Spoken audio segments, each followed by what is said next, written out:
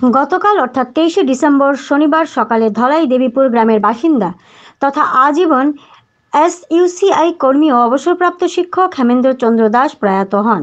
গত আগস্ট মাসের 8 তারিখে হিউম্যান সায়েন্স ফোরামের মাধ্যমে তিনি মরণোত্তর দেহদান অঙ্গীকারবদ্ধ হয়েছিলেন।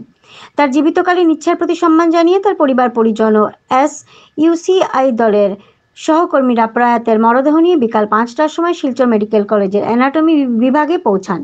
সেখানে আগে উপস্থিত ছিলেন হিউম্যান সায়েন্স ফোরামের সদস্যরা এবং অ্যানাটমি বিভাগের সহ অধ্যাপিকা ডক্টর তুলিকা সিনহা এবং অন্যান্য বিভাগীয় কর্মচারীরা।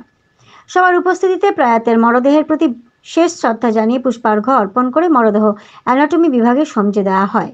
সমাজ ও চিকিৎসা বিজ্ঞানের উন্নতিকল্পে প্রয়াতের বিচারধারা ও মহান দানকে উপস্থিত সবাই শ্রদ্ধা ও সম্মান জানান এবং প্রয়াতের পরিবারের প্রতি সমবেদনা জ্ঞাপন করেন। এনি24 চ্যানেল থেকে ভয়েসে বর্ণালী মিশ্র। আমাদের দল এসইউসিআই প্রবীণ সদস্য, আমাদের দলের কাছাড় জেলার শুরুর দিকের একজন সদস্য এই কমরেড হেমেন্দ্রচন্দ্র দাসকে আমরা হারিয়েছি।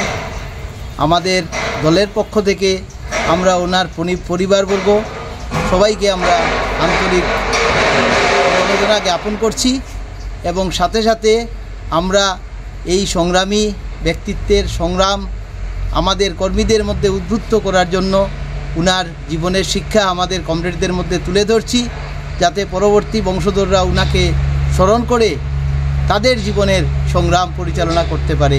এই উদ্দেশ্য নিয়েই আমরা আজকে এখানে উনার মরদেহ এই অ্যানাটমি বিভাগে দান করলাম। উনার শেষ ইচ্ছা ছিল অ্যানাটমি বিভাগে দান করার, এইখানেই আমরা আজকে এটা সমঝে দিলাম। এখন আমরা শেষ করলাম এই কাজ। শিলচর মেডিকেল কলেজ আর হসপিটাল থেকে আমি অ্যানাটমি ডিপার্টমেন্ট থেকে ওনার বডি এই মহান দানের জন্য আমরা ফ্যামিলি মেম্বার্সকে কৃতজ্ঞতা হলাম।